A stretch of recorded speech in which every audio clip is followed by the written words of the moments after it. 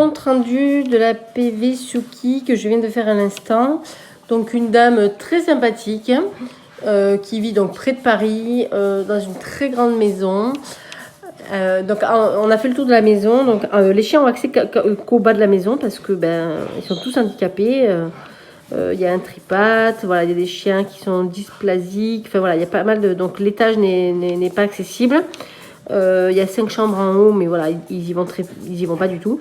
Et puis en bas, donc il y a un salon, une salle à manger, une cuisine, une autre pièce. Il y a donc 5 chiens, 14 chats, des lapins dans une cage assez grande, mais tout fermé. Il y a des perruches, il y a un perroquet gris du Gabon, donc on a échangé pas mal sur le gris du Gabon vu que j'en ai 2.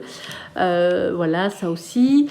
Et puis il y a 7000 mètres carrés de terrain. Donc on a été dehors, mais malheureusement ça coupe. Donc la dame m'a dit qu'elle allait donc me faire un petit film de son jardin pour me montrer, mais tout est bien clôturé, hein, avec ses chiens, elle ne peut pas prendre de risques évidemment. Donc les chiens ont accès à toute la maison, enfin tout le bas de la maison avec une véranda également. Il y a à peu près 120 mètres carrés en bas. Donc la maison est quand même très grande.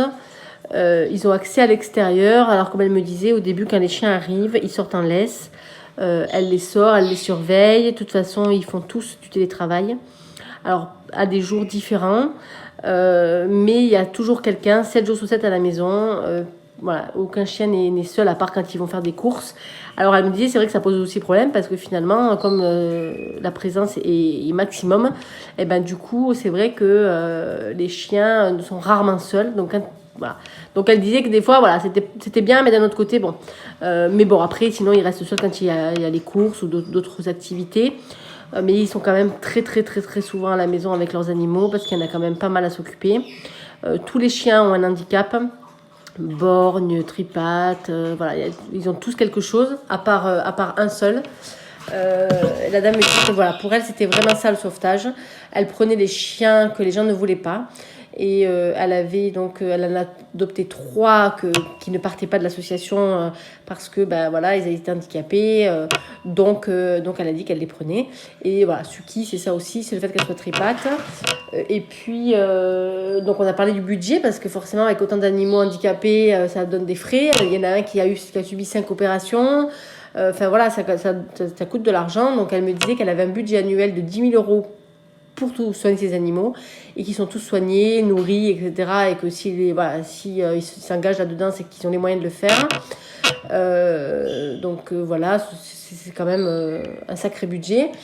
Pour les balades, donc elle me disait que bon, avec 7000 mètres carrés de terrain, ils font pas ils sortent pas souvent, mais parce elle me disait, on est quand même dans un jardin qui ressemble plus à un parc qu'à un jardin, donc c'est vrai que voilà. Et puis comme ils sont tous plus ou moins handicapés, avec des difficultés, ça suffit largement.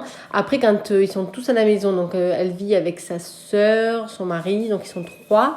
Il y a le fils tant qui vient aussi, donc quand il y a tout le monde, ils prennent les chiens en laisse, hein, jamais lâcher. Elle ne veut pas les lâcher parce qu'elle a toujours peur qu'un parte, voilà, une bête dans la forêt parce qu'ils habitent en bordure de forêt. Elle a toujours peur que voilà. Donc elle me dit jamais lâcher parce qu'on sait très bien qu'on ne pourra pas courir derrière, donc c'est pas possible de les lâcher. Et puis donc les balades sont rares, mais bon, la maison et le terrain sont assez grands pour il y a de quoi faire. Donc on a parlé de ça, on a parlé des difficultés des chiens roumains, mais bon, elle connaît puisqu'elle a une roumaine à la maison, elle a des espagnols, elle a un chien de la Réunion, enfin voilà, donc le sauvetage, ils connaissent. On a quand même rappelé les règles de sécurité, on a quand même parlé un petit peu, voilà, donc elle m'a écoutée, elle m'a dit qu'elle connaissait, donc j'ai dit voilà, je vais pas non plus insister trop lourdement, ça sert à rien.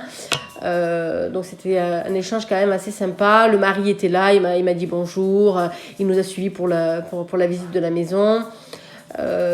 Donc voilà, on sent qu'il y a beaucoup d'amour dans cette maison. Elle leur parlait, voilà, pendant que les chiens aboyaient, donc elle leur parlait en leur disant de se taire gentiment.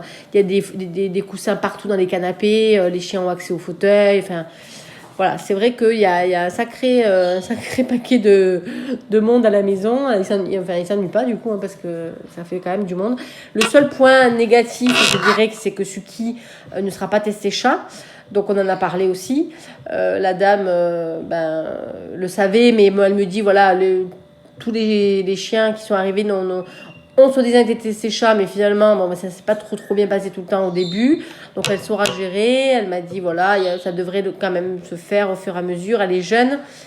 Mais voilà, malgré tout, je trouve que c'est quand même un petit peu le point un peu noir voilà, parce que c'est vrai qu'il y aura un temps d'adaptation, mais bon, après, elle n'est pas inquiète et elle est confiante, elle saura gérer.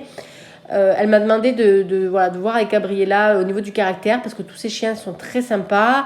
La toute grosse, c'est un chien énorme. Je ne me rappelle plus exactement la race qu'elle m'a dit, mais c'est un gros chien énorme. C'est une femelle qui est très gentille. Alors, c'est un chien de base qui gère les troupeaux, etc. Donc, elle me disait, en fait, elle est assez sympa. Quand il y a des petits conflits de temps en temps, elle va mettre un peu son nez en disant, voilà, stop, vous arrêtez. Donc c'est vrai qu'elle régule un petit peu les conflits qu'il peut y avoir entre les autres, mais elle ne se mêle jamais. Et elle est prête à laisser son panier s'il le faut. Elle dort sur le carrelage à côté. Enfin voilà, elle n'est pas du tout autoritaire. Enfin voilà, il n'y a pas de conflit avec les chiens. Donc elle voulait savoir si voilà, Suki n'avait pas un caractère trop affirmé ou pour rentrer dans la meute. Même si elle me dit que voilà, quand elle va arriver dans la meute, il est évident que elle va prendre une semaine de congé pour pouvoir intégrer au fur et à mesure, avoir du temps, parce que même si elle fait du télétravail, elle travaille quand même. Hein, donc elle veut être 100% avec les chiens et pouvoir intégrer Suki au mieux. Mais toujours sous surveillance, comme elle me dit, ça va se faire. Elle me dit, je sais bien qu'à Noël, ça ne sera pas encore... mais bon, voilà, le temps fera les choses. Et puis, ils sont patients, ils sont à l'écoute de leurs animaux et ils ont l'envie voilà, de sauver vraiment tous ces chiens. Donc, je trouve que c'est une très belle demande. Voilà, voir avec Gabriella juste au caractère, voir un peu comment elle a évolué, Suki, depuis qu'elle est arrivée au refuge. Mais voilà, la demande est très belle, les gens sont impliqués, la dame est très sympathique. On a parlé perroquet, après, enfin, je leur ai montré les miens et du coup, on en a discuté un petit moment aussi. Voilà, un bel échange et puis, ok, adoption.